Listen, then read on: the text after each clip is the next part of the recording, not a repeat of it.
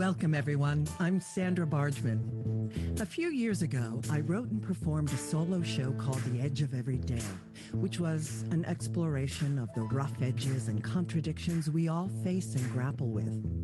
The show hit a nerve, and the relevance of the topic would only grow over time, more than I could have foreseen. So, here we are. Real talk with real people, sharing stories and perspectives that spark provocative invitations to leap out of what's safe, on the edge of every day. Thanks for listening. Hello, everyone. We are live in the Hive. Thank you for joining me on this, the 30th episode of The Edge of Every Day here on TalkRadio.NYC. For those of you who are tuning in for the first time, and for those of you who don't know me yet, I encourage you to check out my bio on TalkRadio.NYC, or you can visit my website, sandrabargman.com. And please tune in to any of my previous episodes with my inspiring guests. In a nutshell, this show is about celebrating triumphs, pushing boundaries, and exploring rough edges. Through conversations and shared stories with friends and colleagues, it's my hope that we can begin to understand our edges. And what I mean by edges is those places where we are fearful, those places where we are resistant to change, those places where paradoxes and contradictions live in our beliefs, in our understandings, both about ourselves and about the world around us. Those places where we don't want to look. We live in turbulent times, and we are coming to understand that life simply isn't black or white. It must be an embrace of both. And the more we recognize our own edges and get real about them, the more we can help others to do the same. And that, I fully believe, can help to change the world. So thanks again for tuning in. And without further ado, it's time to introduce our guest this evening. Lesley Michaels, speaker, author, mentor, equity warrior, and strategic alliance expert, was born to feminism. Her foundational ethos was shaped by her audacious paternal grandmother, who was a first-wave feminist and savvy businesswoman. Lesley came of age just as second-wave feminism was becoming a significant American social movement. At age 16, she struck out on her own for New York City and the heart of the cultural transformation that was the zeitgeist of the late 1960s and early 1970s. She was later one of the first women to break through the glass ceiling in the old boy industry of oil and gas. Shortly after leaving the corporate world, she was infected by a latent entrepreneurial spirit. Over the following years, Lesley developed and sold several small businesses. In each case, her staff was a multicultural representation of women. During the same period, she became a leader in the coaching industry. Lesley has mentored Fortune 500 C-suite executives, individuals within the financially privileged sector, and celebrities. Lesley's body of unique life experiences have provided her with a firsthand understanding of the daily struggles faced by women of every race, culture, and sexual orientation. On the Shoulders of Mighty Women is a tribute to the power and grace of those who came before and the ones who will follow, the warriors and the fallen. This book is one more way Lesley chooses to amplify the voice, energy, experience-based understandings, and compassion of women fighting for equality, diversity, equity, and inclusion.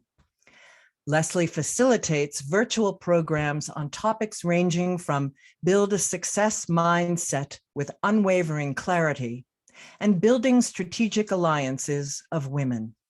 Lesley also hosts the weekly podcast, Women We Should Know, and she will soon be delivering her TED Talk in 2022, Lift One, with you as you rise. Hello and welcome, Lesley Michaels. Hello, Sandra. How are you? I'm fantastic on this glorious summer night. I get to see Lesley Michaels on my podcast, and it fills me with great joy. Oh, thank you so much. It was fun having you on mine. Yes, indeed. And it was fun being on yours. I like to share with my audience how we know each other. And I met you in 2005. Can you believe it's been that long? Wow. Well, my first year of seminary, a mutual friend of ours gave me your contact information, and I reached out and became a part of a group that you facilitate and mentor. And through time, just became great friends, great allies, great connections. And so it is, again, a thrill to have you on the show and to celebrate you and the incredible work that you're doing, and with this new book. Thank you. This new book that I might add, you had a little piece in writing. I Let's did. not bypass that. Let's go ahead and just speak it out, put it out on the table. Absolutely. Absolutely. We're going to get into that in a little bit.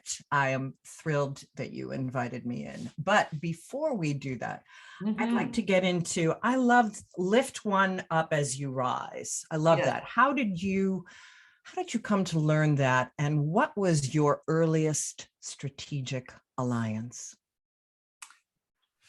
I learned that through, honestly, my paternal grandmother and her best friend. Oh, I love this. It was the late 1930s. And my grandmother decided she didn't want to be a farm wife. So putting her brilliant capacity for strategy to work, she convinced the young man who'd been courting to elope to another state.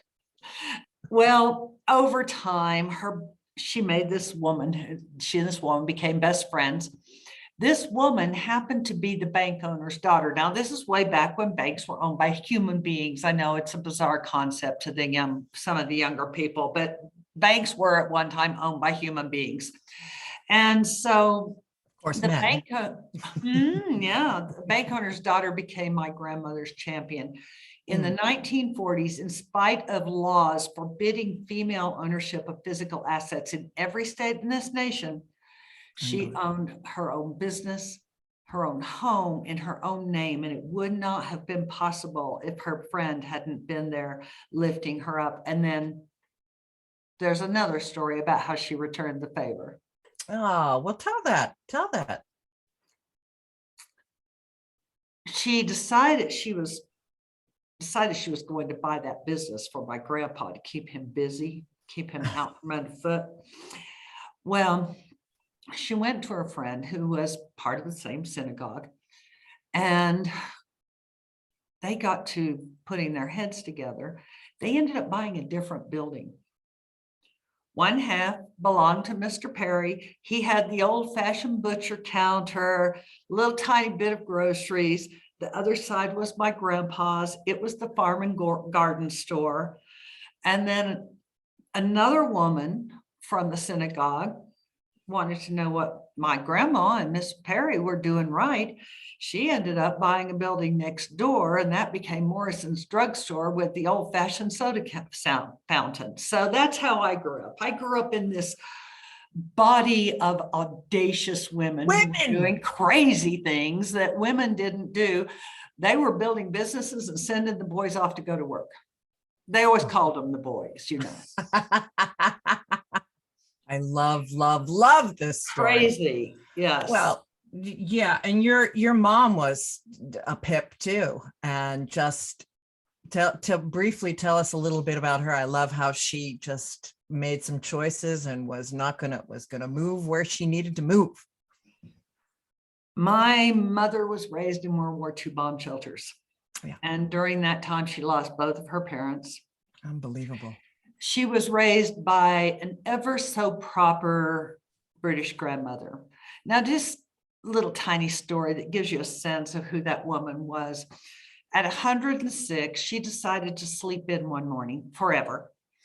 And the standing family joke is that the staff had a party before they called anyone to let them know, and that everyone in the family congratulated the staff for having themselves a party. They had it coming to them.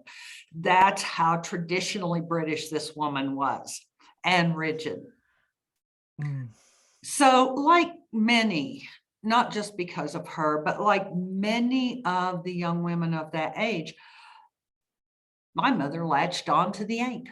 She was going to marry herself a Yank. She was going to chase that American dream.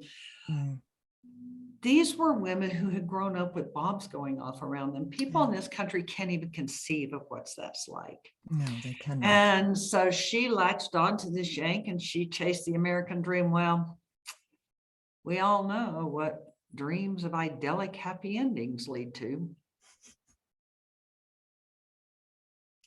Need I say more on that front? Oh my. Well, speaking of dreams of idyllic endings, you got it in you that you wanted to go to New York City. Oh, I did. So let's shift gears to that story. I was young. I was at the younger age of the boomer generation. Yes. And I had just gotten permission to leave school. Wow. Because I was failing due to the fact that as the school, the heads of the school explained to my parents, we don't have anything to interest her. I bet your And mother my was parents couldn't thrilled. afford private school. So they said, best thing for her is just to take a couple years off, take her GED when her class graduates, and then go to college from there. And my parents said, okay, we're not going to torture her. She can't, we can't make her sit in classes where she already is. Oh my Lord. Can you imagine somebody having that faith in their child in today's school mentality? I don't know if it was faith or surrender, but anyway. Good answer. I like that. I had a strong will. But anyway, yes, the what we called the women's liberation movement back in those days was really getting traction. What was truly in the news was this fight for the Equal Rights Amendment. And my grandmother, having come from that era, kept that story alive. And one day, without notice to a single soul, I took off. Really? Yeah. You didn't let them know. That's part of the story I've never heard. Wow. I wanted to get out of town. If I'd have told them, I might have been in a straitjacket. Wow. So how did you? I just took off. I took off. How did you take off? What did you do? I went out to the main road and stuck my thumb out, because that's how old hippie kids travel. Yeah, baby. That's how old hippie kids traveled. And I was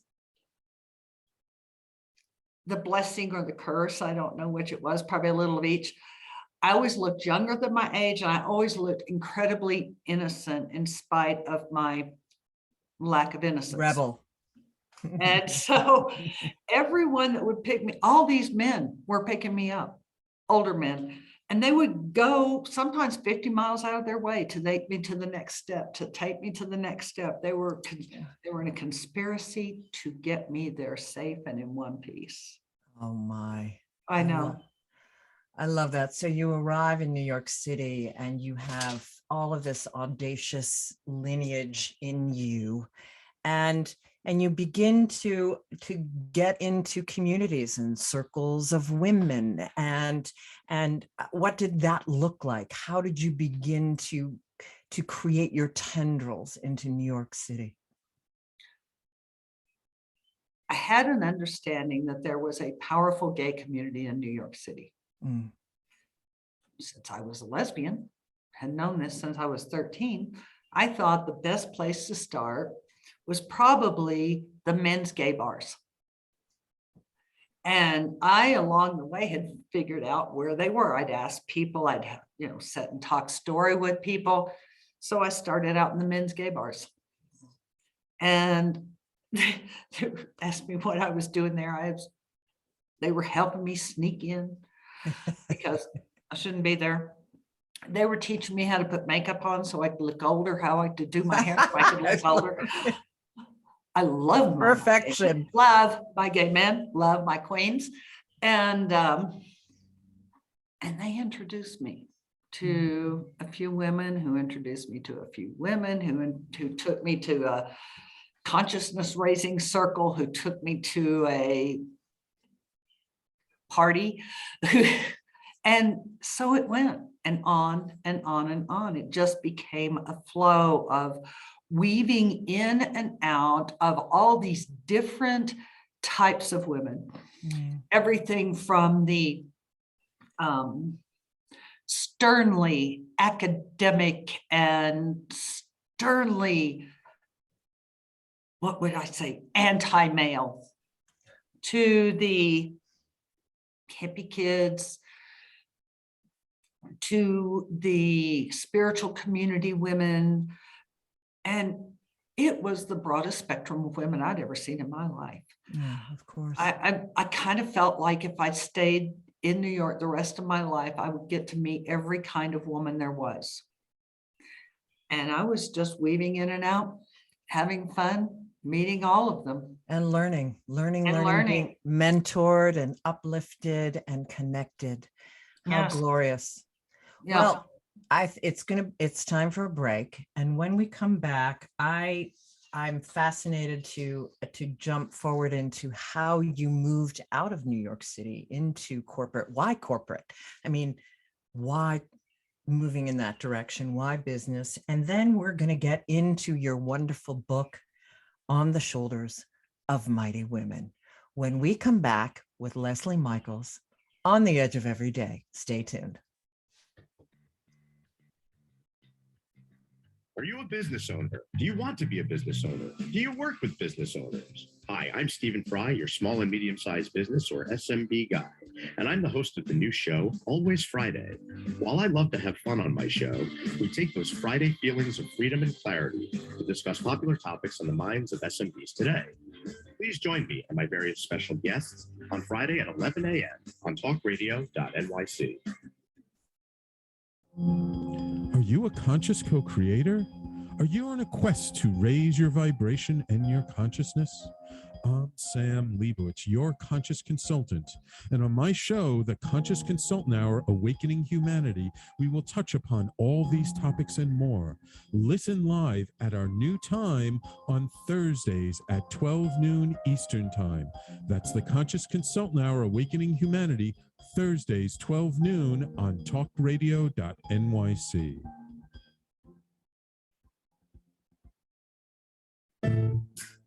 Are you on edge? Hey, we live in challenging, edgy times, so let's lean in. I'm Sandra Bargman, the host of The Edge of Every Day, which airs each Monday at 7 p.m. Eastern Time on TalkRadio.NYC. Tune in live with me and my friends and colleagues as we share stories and perspectives about pushing boundaries and exploring our rough edges. That's The Edge of Every Day on Mondays at 7 p.m. Eastern Time on TalkRadio.NYC. You're listening to Talk Radio NYC. Uplift, educate, empower.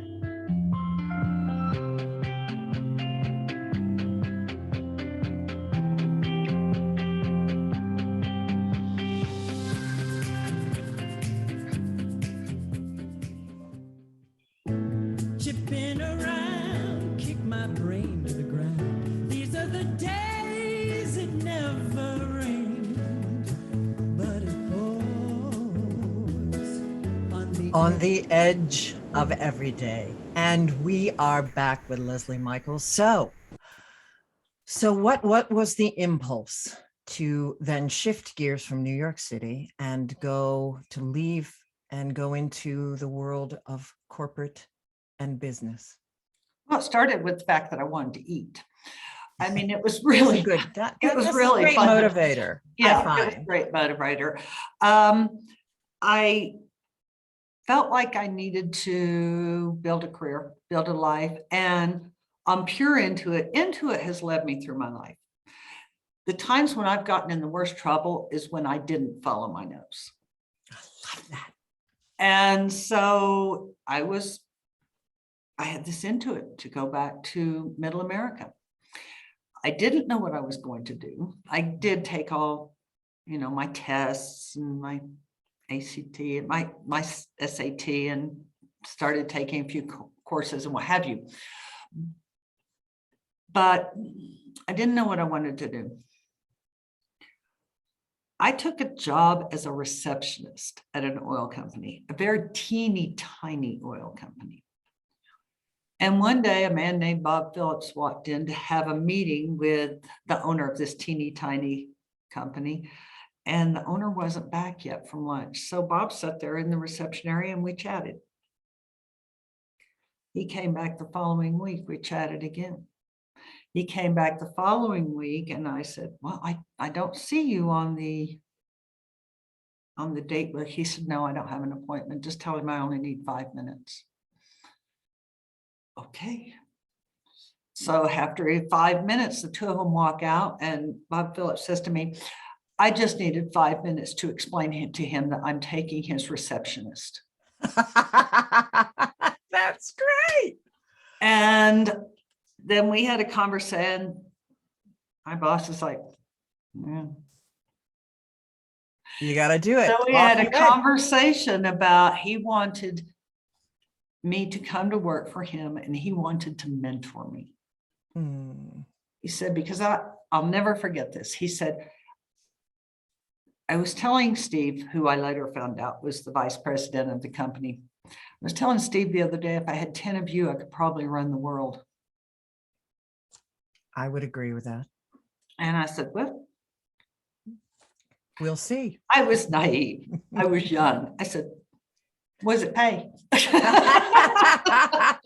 So you move forward and you rise and you rise and you rise. And as a feminist, what are you seeing within this world, this corporate world?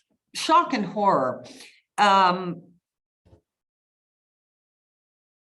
got kicked through the fences badly, mostly by women. Mostly by women. The men, they treated me like a naive child. They were dismissive, but they were not hostile. They were not aggressive. The women were. Anyway, after a period of time, I realized, no, this is not it. This doesn't even work in my brain. I had a really hard time understanding it, considering my roots. Yeah, I'm sure. I assumed falsely it was anomalous, but I left and fell into building small businesses, which I ultimately either sold or crashed. You have to crash a few to learn how to build the others. And then I became a speaker, and every single thing I did was following my nose and having it thrown at me. Yeah. The way Bob walked in and said, I'm taking your receptionist. And the way one of my mentors, who's in my book, threw me up on a stage one day to speak because the person I was replacing had laryngitis and I had no intention of being a speaker. Everything I did it was thrown at me or I was thrown into it. And I just kept going. Yeah. For whether, I don't know if I was brilliant or insane or somewhere in between, but I just kept going. I just kept taking every step that was either thrown in my way or forced on me. Well, your strength and resilience shines through from the moment that I met you, and to hear that things were thrown at you does not surprise me in the least, actually. And the powerful learning for someone with a brain like yours and a curiosity about life can grab onto that in a really exciting way, and move through whatever fear and just dive right in. Right. And along the way, I had 5 women grab me up, lift me up on their mighty shoulders, and teach me life. Yeah. They taught me life in a way that I believe only a woman can teach life to a woman. Well, Preferably a seasoned woman sharing life with someone her junior. yeah. And that is my passion and my purpose at this time. That's why I really, one of the reasons I love the title of your book is because it so speaks to the lineage. It so speaks to your gratitude to these women, and it speaks to your desire to pay it forward. It's all embedded in that title. It gives me, expands my heart every time I say it. So why did you decide you wanted to write this book? What compelled you? Got thrown into it again. This little thing called COVID came around, shut the world down. I called a friend who had an epidemiologist friend and et cetera. Long story short, I was told it would probably be about a 2-year run. So I sat down and had a little come to Lesley meeting. Said, well, you got 2 years. You were locked in this little teeny tiny town where if it was not in restriction, there's not a lot to do. And what you gonna do? What you gonna do, girlfriend? And I was in the shower a number of days later. My Intuit has a profound relationship with shower water. Anyway, it is a mystical place, the shower. it is I a do know that. mystical place. Yes. Anyway, it came to me and I knew I was going to write a book and that it was several things. Mm.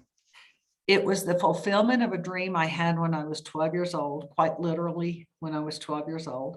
Mm. It was the next that I had spent my life looking for, because while I was being a speaker and building businesses and traveling around the world and having a great time, there was always this tape in my mind that this is what I was doing until. I didn't know what that until meant, but I knew it was out there. It became apparent this was my until. And as I started doing what became hundreds of interviews with women, with every interview, I was more compelled to do this and to tell my truths, to tell their truths, and to both uplift them, but also to call them out. Mm-hmm. And say, okay, enough. We're not playing this small stuff anymore. Right. Truly. Truly. Well, that's a great seg into. So what is feminism and what isn't it? Feminism is a commitment to the understanding that all people deserve equitable treatment. And feminism is the action and the movement toward that. Feminist is often confused with man-hating. Yeah, totally. It is confused with forcing women to live a particular type of life. Mm. It is confused with forcing women to act like men, which is the antithesis of what feminism is. And so it's time to call it out, talk about what it is, knock the dust off of it. It got a little dusty between the 70s and now. Yes, it has. And figure out what it looks like in this new world. Indeed. You know, it's funny when I think about I came of age at the end of the second wave, and so the angry feminist stereotype was in full force, and the irony of combining angry with feminism is just is so patriarchal that that if a woman speaks up and speaks to this desire for an equitable life and equality, that and speaks with any sort of passion, that her anger, that's anger, of course, and that's somehow inappropriate. And it's not inappropriate for men. This whole story around anger and women's anger is such a juicy, rich unpacking and unraveling. But it's time for a break. So we're going to talk about anger and the reluctant leader, and more about Lesley's book, On the Shoulders of Mighty Women, when we come back on The Edge of Every Day. Stay tuned. Howdy, I am Joseph Franklin McElroy, host of the new podcast, Gateway to the Smokies. It airs on TalkRadio.NYC every Tuesday night from 6 p.m. to 7. Every episode is dedicated to memorable experiences in the Great Smoky Mountains National Park and surrounding areas.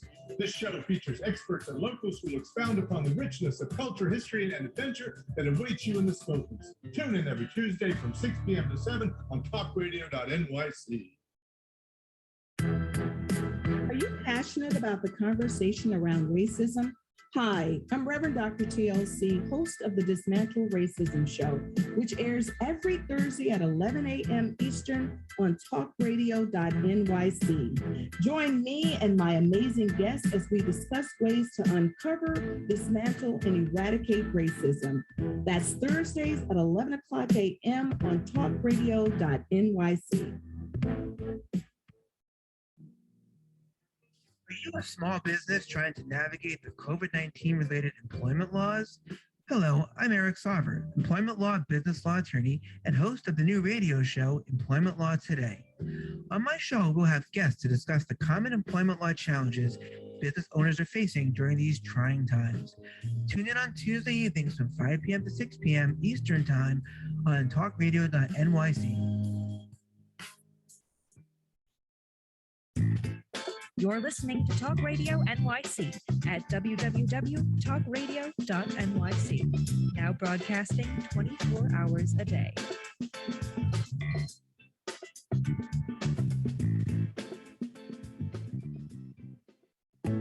Chipping around, kick my brain to the ground. These are the days it never rained, but it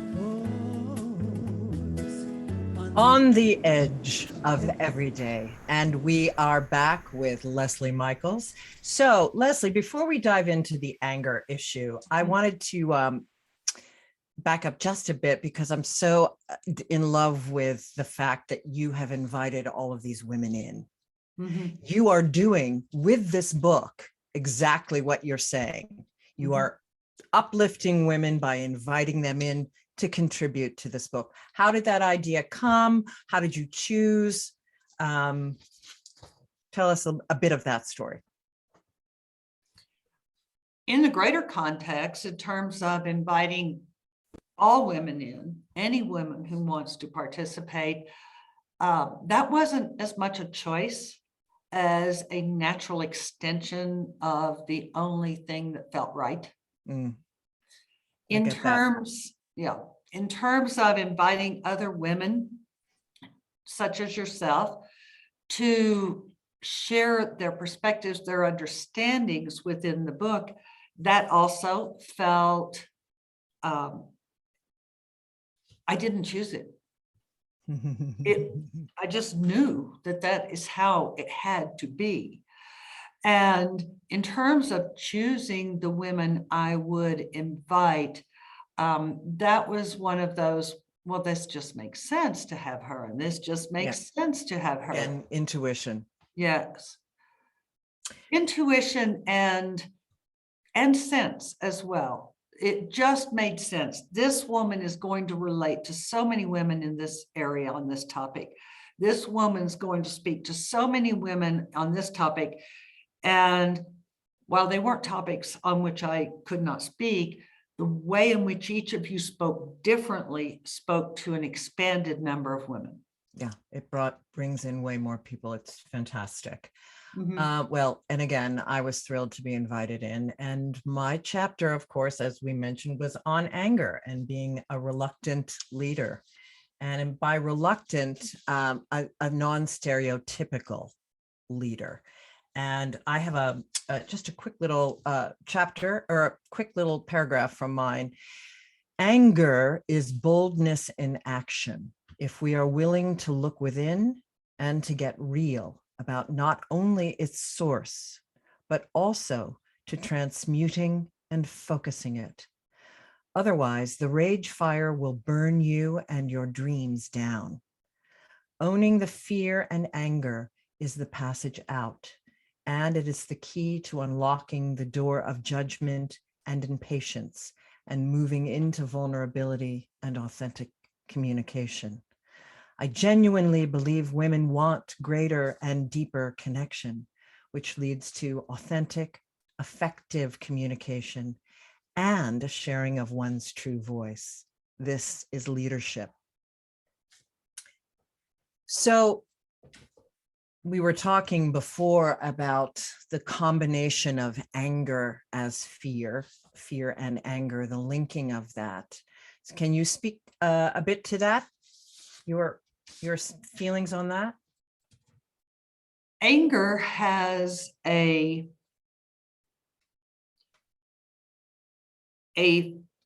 energy of projection of itself for self-preservation. Whereas warriorship, because I call women to their warriorship, is not moving out of a fear for self-preservation.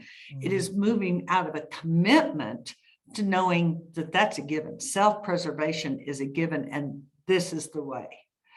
This is the end. This is the line in the sand. This is the answer. Whatever it is, that warriorship is a way of moving forward.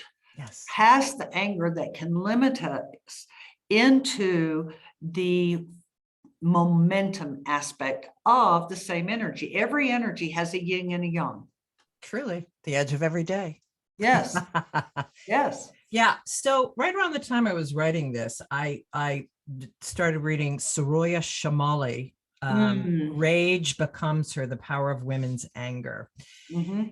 And which of course talks, you and I have joked about this many times, of popping out of the womb with more than a modicum of anger, and that I don't know any female that does not have anger. And of course, that's what her entire book is, and around and the transmuting of that anger into warriorship, and the understanding that anger is an active emotion, that it demands change.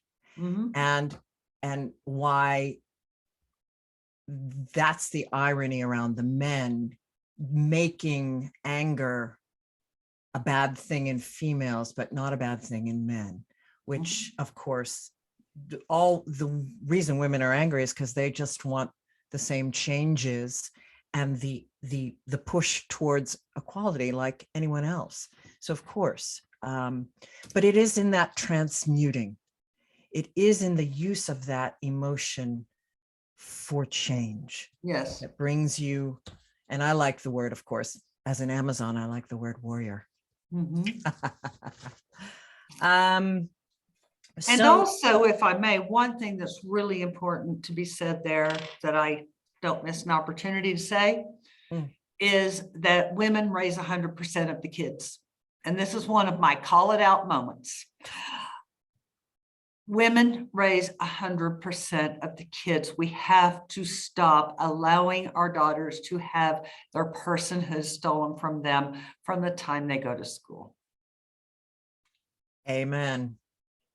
Amen. Amen to that. So were you, speaking of anger, have you been, were you in touch with your anger? When did you, I didn't even realize I was angry until I was in college. When did you have a sense of this anger, this feminist connection, unrest? Well, that's actually two questions, even though it didn't seem like it. When did I get in touch with my anger? I do not remember a time when I wasn't. If you look at my passport, when I'm still in diapers, Yeah. my mother had to hold me, and my hair is just in sticky curls because I was so sweaty from throwing a fit. I was mad, and the Yeah. anger is on my face. I honestly believe I was born mad. Yeah, popped out of I know, I say popped out of the womb with totally. Yes, because I was carried within the woman body of a woman who was mad and terrified and had Indeed. been through a war. So I was always angry. I was always aware that I was angry. Where I was not yet clear was that I had the misconception that my anger was my protector. And actually, it was eating at me internally and externally. It was alienating people externally. It was eating at me internally.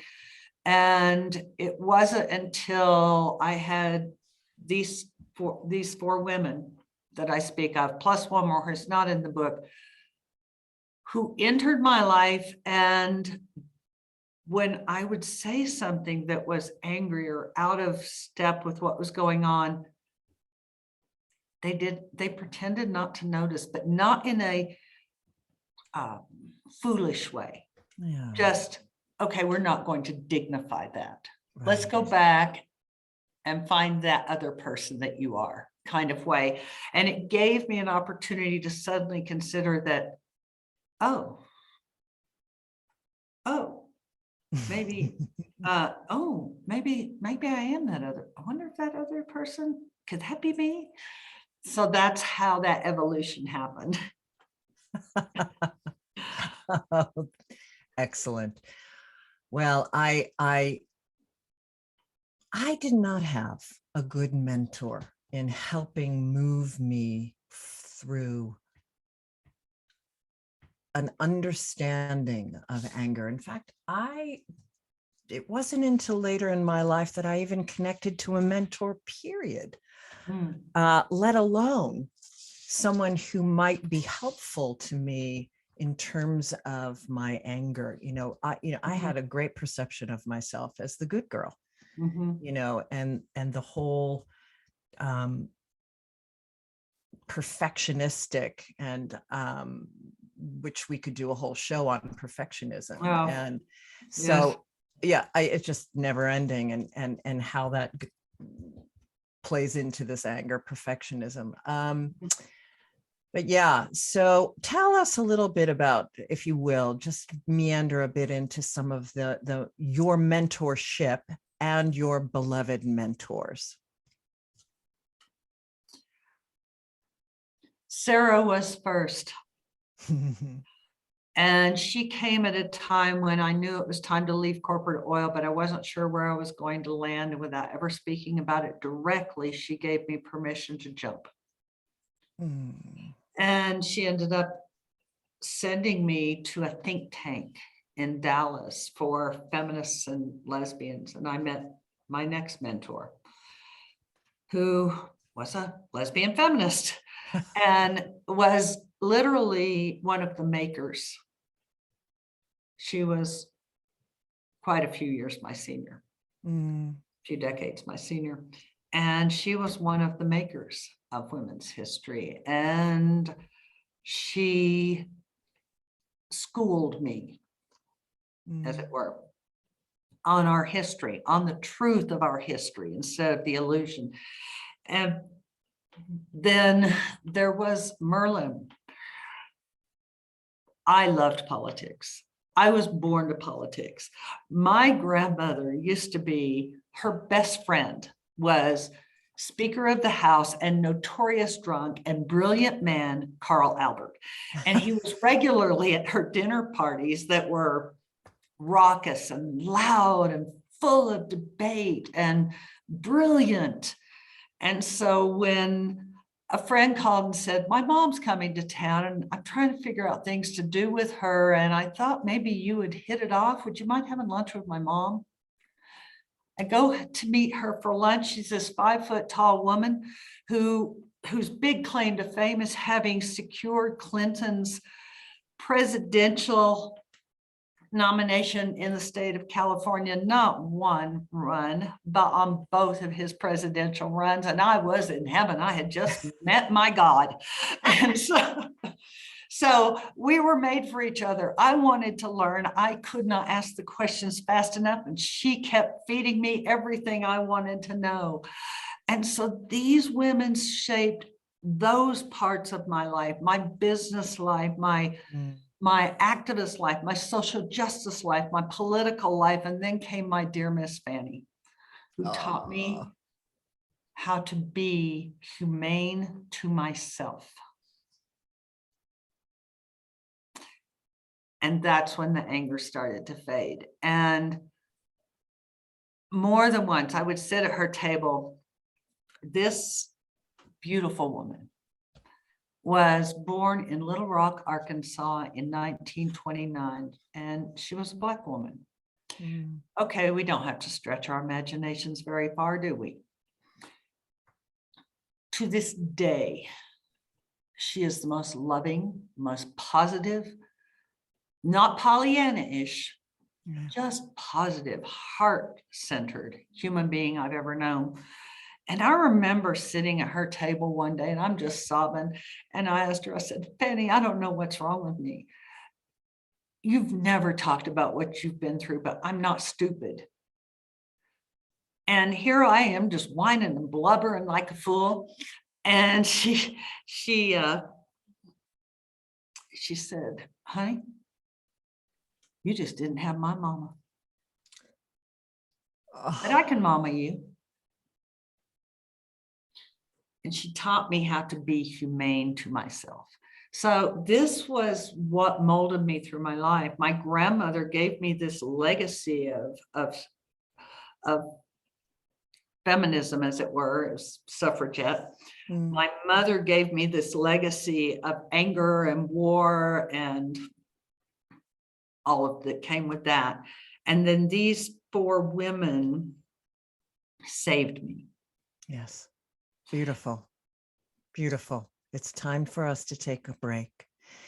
And when we come back, we will hear about Lesley's mentoring and creating these strategic alliances. And we're going to find out about Lesley's leading edge when we come back on The Edge of Every Day. Stay tuned, everyone. Hey everybody, it's Tommy D, the nonprofit sector connector, coming at you from my attic. Each week here on TalkRadio.NYC, I host a program, Philanthropy in Focus. Nonprofits impact us each and every day, and it's my focus to help them amplify their message and tell their story. Listen each week at 10 a.m. Eastern Standard Time until 11 a.m. Eastern Standard Time, right here on TalkRadio.NYC. In a post-COVID world, you may have many unanswered questions regarding your health.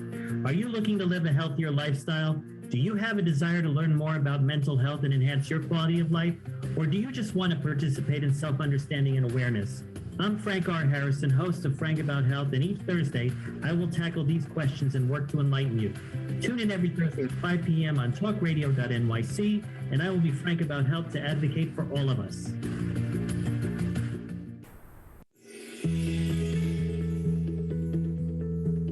Calling all pet lovers. Pet Avengers, assemble! On the Professionals and Animal Lovers show, we believe the bond between animal lovers is incredibly strong. It mirrors that bond between pets and their owners.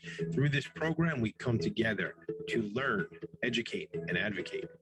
Join us live every Wednesday at 2 p.m. at TalkRadio.NYC. You're listening to Talk Radio NYC at www.talkradio.nyc. Now broadcasting 24 hours a day.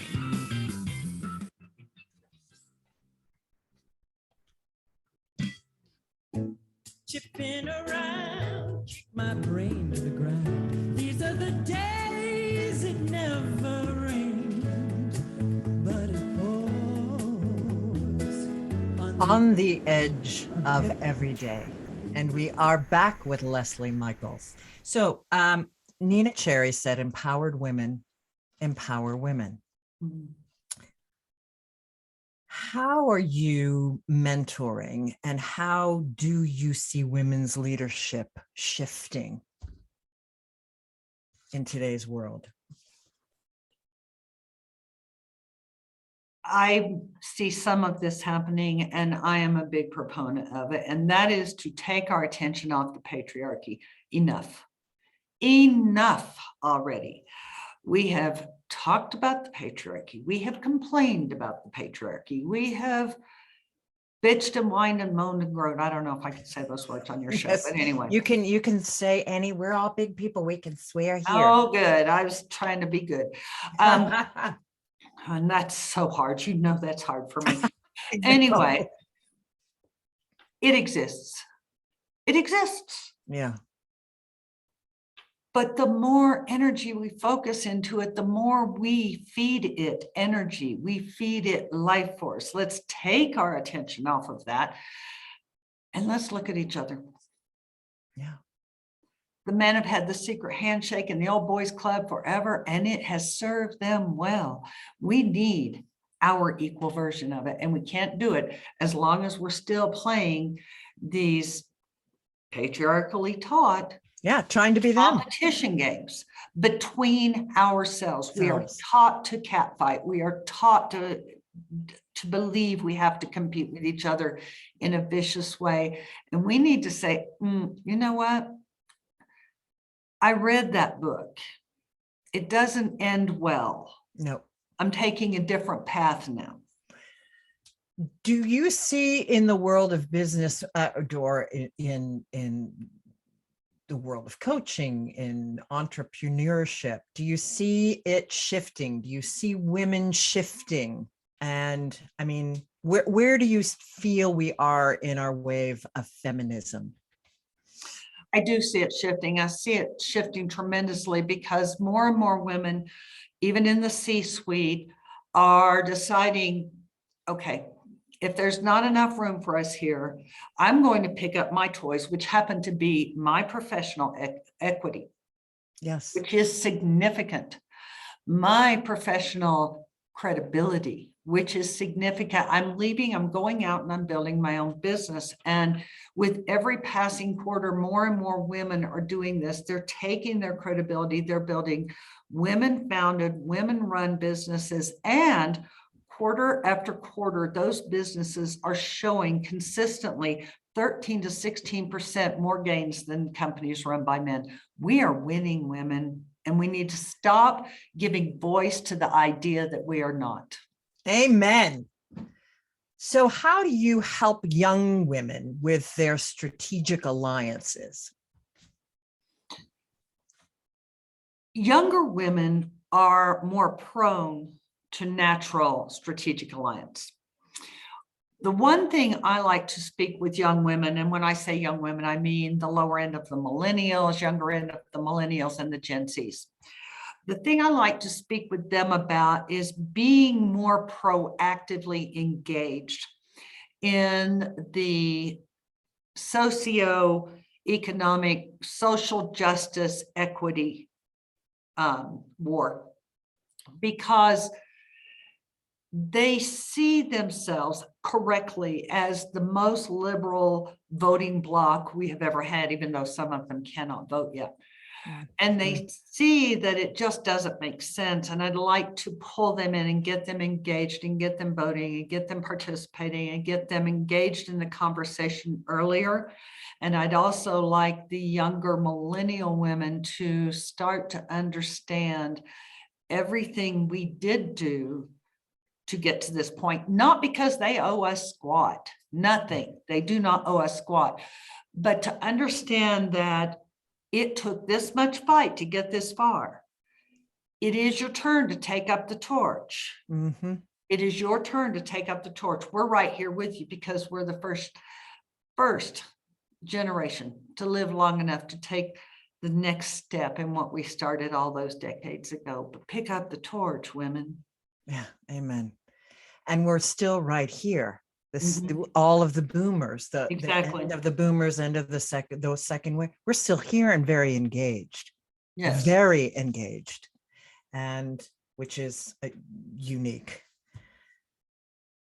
Well, that's very encouraging. Yes. And that is my sense of things as well. So, when I was on your podcast, you asked me a question that I loved, absolutely loved you, and I'm going to ask it of you. So, what is the big brass ring, that shiny project that keeps getting pushed back on your timeline and that may be a bit scary?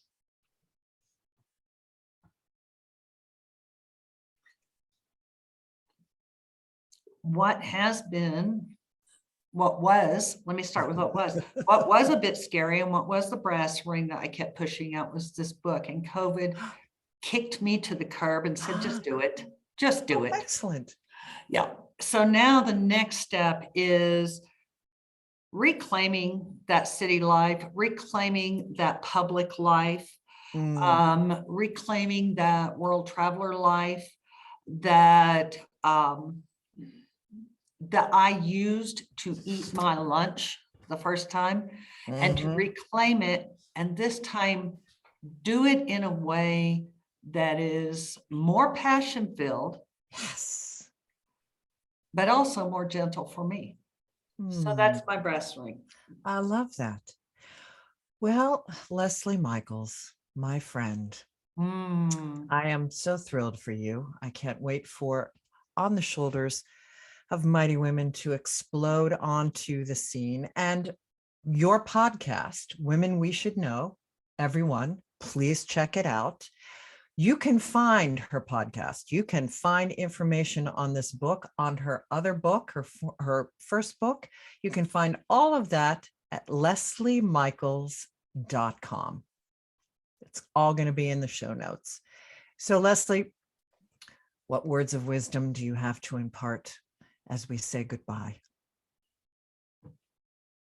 Don't be nice. Don't be nice. Don't be perfect. Ride your edges. They're actually lots of fun. Absolutely. Yep. Oh, Lesley, thank you so much for coming on my show. What a great pleasure it has been to spend this hour with you. Oh, thank you, my darling friend. And to all of you listening, thanks for spending this hour with us. Run, don't walk to get that book, On the Shoulders of Mighty Women. Until we speak again, remember, you are always at the edge of the miraculous. Till next time. This is our last dance. This is our last dance. This is ourselves under pressure. Under pressure. Under pressure.